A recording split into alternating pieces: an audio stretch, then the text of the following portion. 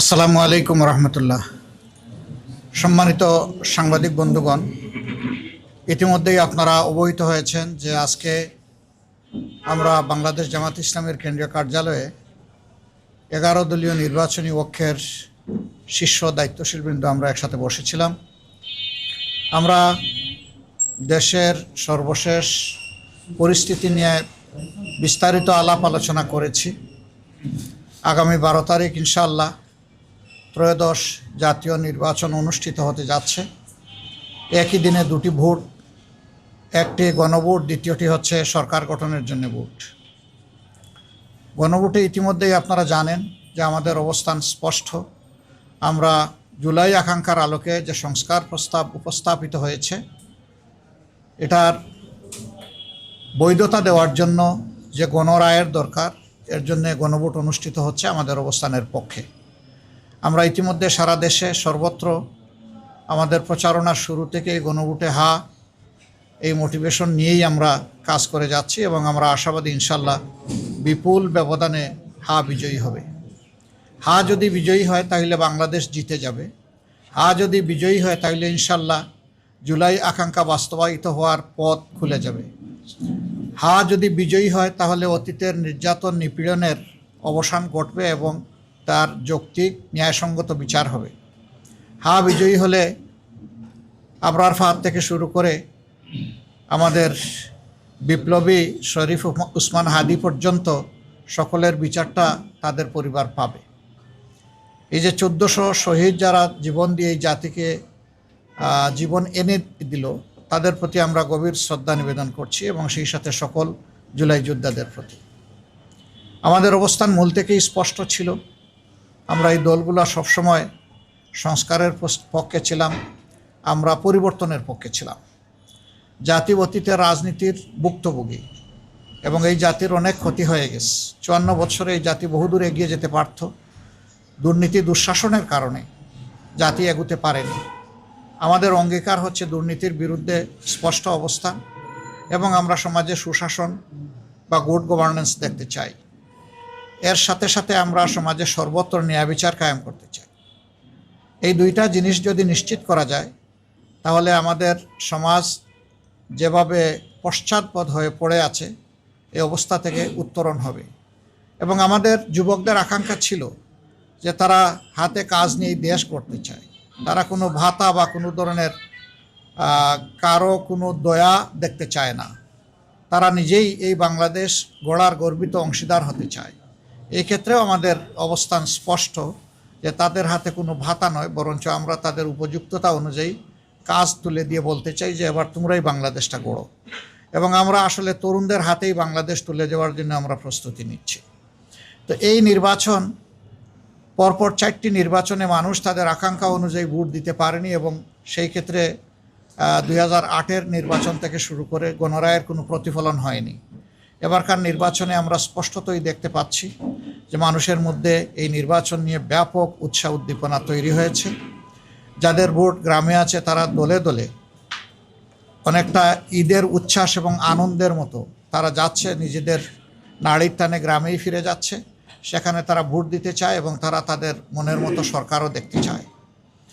আমরা আশা করছি গণরায় প্রতিফলিত হলে বাংলাদেশ ইনশাল্লাহ নতুন রাজনীতির দিকে আগাবে এবং নতুন যে বাংলাদেশের আকাঙ্ক্ষা জনগণ অন্তরে পোষণ করে তা ইনশাল্লাহ বাস্তবায়িত হবে।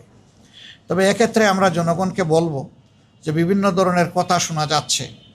জনগণের সচেতনতা এবং ক্ষেত্রবিশেষে অন্যায়ের বিরুদ্ধে প্রতিরোধই কেবল সকল অপতৎপরতার উপযুক্ত জবাব হতে পারে। আমরা বিশ্বাস করি আমাদের যুব সমাজ ঘুমিয়ে পড়েনি। তাদের অসমাপ্ত দায়িত্ব পালন করার জন্য তারা এই নির্বাচনকে সফল করে তুলবে ইনশাল্লাহ, যে কোনো মূল্যের বিনিময়ে। এবং কেউ অন্য কিছু করতে চাইলে আমরা অনুরোধ করব জনগণ যেন নিজেদের অধিকারের পক্ষে মজবুত হয়ে দাঁড়িয়ে যায় এবং স্পষ্ট জবাব দিয়ে দেয়। আমরা আশা করছি জনতারই বিজয় হবে শেষ পর্যন্ত ইনশাআল্লাহ। পিছন পথে কেউ এসে কিছু করে সফল হতে পারবেন এটা আমরা মনে করি না। নির্বাচন প্রক্রিয়ার সাথে যারা সম্পৃক্ত আছেন, নির্বাচন কমিশন, তারপরে নির্বাচন পরিচালনার দায়িত্বে যারা নিয়োজিত এবং যারা নিরাপত্তার দায়িত্বে নিয়োজিত, শৃঙ্খলার দায়িত্বে নিয়োজিত, তাদের সকলের প্রতি আমাদের অনুরোধ আপনারা প্রজাতন্ত্রের কর্মচারী হিসাবে এ দেশ আপনাদেরও। আপনারা ন্যায়নিষ্ঠভাবে, আপনারা নিরপেক্ষভাবে, সুষ্ঠুভাবে আপনাদের দায়িত্ব পালন করবেন। তাহলে জনগণের ভালোবাসা পাবেন, সমর্থন পাবেন এবং জনগণ আপনাদের এই কাজের প্রতি সন্তুষ্ট হয়ে অবশ্যই আপনাদের মূল্যায়ন করবে। আমরা অতীতের মতো আর কাউকে দেখতে চাই না যে সরকারি প্রজাতন্ত্রের, বাংলাদেশ নামের এই প্রজাতন্ত্রটির কর্মকর্তা হয়ে কেউ নির্দিষ্ট কারো পক্ষ নেবেন, এটা আমরা একেবারেই দেখতে চাচ্ছি না। আমরা কারো আনুকূল্যও চাই না, আবার আমরা অন্য কাউকে আনুকূল্য দেখানো হোক সেটাও আমরা দেখতে চাই না। আমরা চাই সবাই নিরপেক্ষতার সাথে যার যার জায়গা থেকে এই দায়িত্ব পালন করবেন। এই নির্বাচনের দিনেও বহু ধরনের রিউমার ছড়ানো হতে পারে। আমরা জনগণকে আহ্বান জানাবো, 11 দলের পক্ষ থেকে কোনো সুস্পষ্ট বক্তব্য না যাওয়া পর্যন্ত এই ধরনের কোনো বিভ্রান্তিমূলক কথায় মোটেই কান দেবেন না। যারা পরাজয়ের ভয়ে ভীত সন্ত্রস্ত, যে কোনো পক্ষ যে কোনো কাজ এই ধরনের করতে পারে, মিথ্যা অপবাদ ছড়াতে পারে ভয়ভীতি সৃষ্টির জন্য, আতঙ্ক সৃষ্টির জন্য। কিন্তু না, সব কিছুকে জয় করেই ইনশাআল্লাহ আপনারা সেদিন আপনাদের ভোটাধিকার প্রয়োগ করবেন এবং ভোটের রেজাল্ট হাতে না নিয়ে আপনারা কেউ ফিরবেন না। কারণ আপনি ভোট দেওয়ার পরেও আপনার ভোট নয়ছয় হয়ে যেতে পারে। আবার ভোট দেওয়ার আগেও বিভিন্ন ধরনের সমস্যা কেউ কৃত্রিম সংকট সৃষ্টি করতে পারে।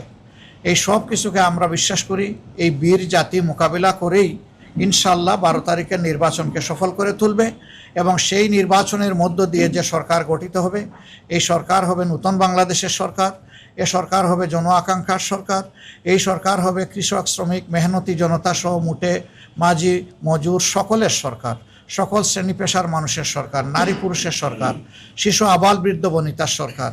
এই সরকার কোনো দলের হবে না, এই সরকার কোনো গোষ্ঠীর হবে না, এই সরকার কোনো পরিবারের হবে না, এই সরকার হবে জনগণের সরকার ইনশাআল্লাহ। আমরা সেই জনগণের বিজয়টার দিকেই মুখিয়ে আছি। আল্লাহ রাব্বুল আলামিন একটি সুষ্ঠু নির্বাচনের পরিবেশ নিশ্চিত করে দিয়ে জনগণের আকাঙ্ক্ষা পূরণে আমাদেরকে সহায়তা করুন। আপনাদের সকলকে ধন্যবাদ। এখানে আমাদের 11 দলের অন্যান্য সহকর্মীবৃন্দ আছেন, শীর্ষ নেতৃবৃন্দ আছেন, আপনারা সবাইকে দেখতে পাচ্ছেন। কেউ ইচ্ছা করলে আমার বক্তব্যের পরেও তারা সাপ্লিমেন্ট করতে পারবেন, মোস্ট ওয়েলকাম।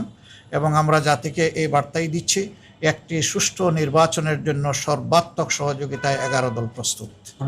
একটা প্রশ্ন করা যাবে, সেটা হচ্ছে যে আমরা অনেক জায়গা থেকে খবর পাচ্ছি যে কিছুটা বিশৃঙ্খলা হচ্ছে, হামলা শিকার হচ্ছে। কিছুক্ষণ আগে আমরা শুনলাম যে পঞ্চগড়ে সাজিদ সালামের গাড়ি বহরও হামলা করার চেষ্টা করা হয়েছে। এই পরিস্থিতিতে নির্বাচন আর মাত্র কয়েক ঘন্টা আছে, কিছু ঘন্টার পর নির্বাচন। আপনি সার্বিক আইন শৃঙ্খলা পরিস্থিতি নিয়ে কি ভাবছেন? আহ্বান তো জানালেন, কিন্তু আপনার অবস্থানটা কি, দলের অবস্থানটা কি? আসলে দেখেন, এই ধরনের বিক্ষিপ্ত বিচ্ছিন্ন ঘটনা অতীতেও ঘটেছে, এটা নতুন না। এগুলা মোকাবিলা করেই অতীতে জনগণ তাদের দায়িত্ব পালন করেছে। আর এবারকার প্রেক্ষাপটটা সম্পূর্ণ ভিন্ন। দেশের শতকরা 40% ভোটার জীবনে একটা ভোটও দিতে পারে নাই। তারা এই ভোটের মাঠ কেউ নষ্ট করবেন এটা আমরা বিশ্বাস করি, তারা বরদাস্ত করবে না। ভোটাররাই এর জবাব এবং প্রতিরোধ গড়ে তুলবে। তবে আমরা চাই যে শৃঙ্খলা বিধানের দায়িত্ব যে বাহিনীগুলোর আছে, তারা যেন তাদের দায়িত্বটা নিষ্ঠার সাথে পালন করে, তাহলে জনগণকে আর কিছু করা লাগবে না। কিন্তু কেউ যদি ব্যর্থ হয়, জনগণ বসে থাকবে না। জনগণ তার দায়িত্ব ঠিকই পালন করবে এবং সুষ্ঠু ভোট আদায় করে ছাড়বে ইনশাআল্লাহ। আপনারা তো সুষ্ঠু নির্বাচনের কথা বলছেন, এটা এবং সবাই প্রত্যাশা। বাংলাদেশের নির্বাচনী কালচারে জিতলেই কেবল নির্বাচন সুষ্ঠু হয়। আপনারা যেহেতু এখানে সবাই আছেন, নির্বাচনে আপনারা শেষ পর্যন্ত থাকবেন এবং আপনারা হচ্ছে বিজয় নিয়ে ফেলবেন। ফলাফল যাই হোক, সেটা আপনাদের পক্ষেও যেতে পারে, বিপক্ষেও যেতে পারে। অতীতে আমরা দেখছি যে যারা না জিতছে তারা নির্বাচনকে প্রশ্নবিদ্ধ করেছে, নির্বাচন ঠিক হয়। আপনাদের অবস্থান কি হবে? আপনারা জয়ী হন আর বিজয়ী? আমাদের অবস্থান স্পষ্ট। আমরা বললেই এটা সুষ্ঠু হবে না, আর সুষ্ঠু হয়নি বললেও এটা ওই রকম হবে না।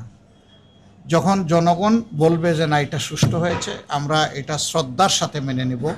আমরা বিজয়ী হই অথবা আমরা বিরোধী দলে বসে, এটা কোনো ম্যাটার করে না। আমরা আমাদের জনগণের উপর খুবই আস্থা রাখি, গভীর আস্থাশীল, এবং আমরা বিশ্বাস করি জনগণ সঠিক রায়টি দিবে ইনশাআল্লাহ। আপনারা আজকে যারা বসলেন নির্বাচনের ঠিক আগে 11 দলের নেতারা, আপনাদের মধ্যে আসলে কি আলোচনা হয়েছে? আজকের এজেন্ডা কি ছিল? আপনারা বিশেষ কোন বিষয়টিকে গুরুত্ব দিয়েছেন, যেহেতু সবাই একসাথে বসেছে? যা বলেছি এগুলোই আমরা আলোচনা করেছি, আলোচনা করেই আমরা বলেছি। আলোচনার বাইরে আমরা কিছু বলিনি। Thank you. এরপরে আর কারো না থাকলে আমরা ধন্যবাদ দিয়ে শেষ করি। কিছু বলবেন মোহন ভাই? নাহিদ, সবাইকে শুক্রিয়া। আর দোয়া করেন, দেশটা তো আমাদের সকলেরই ভাই।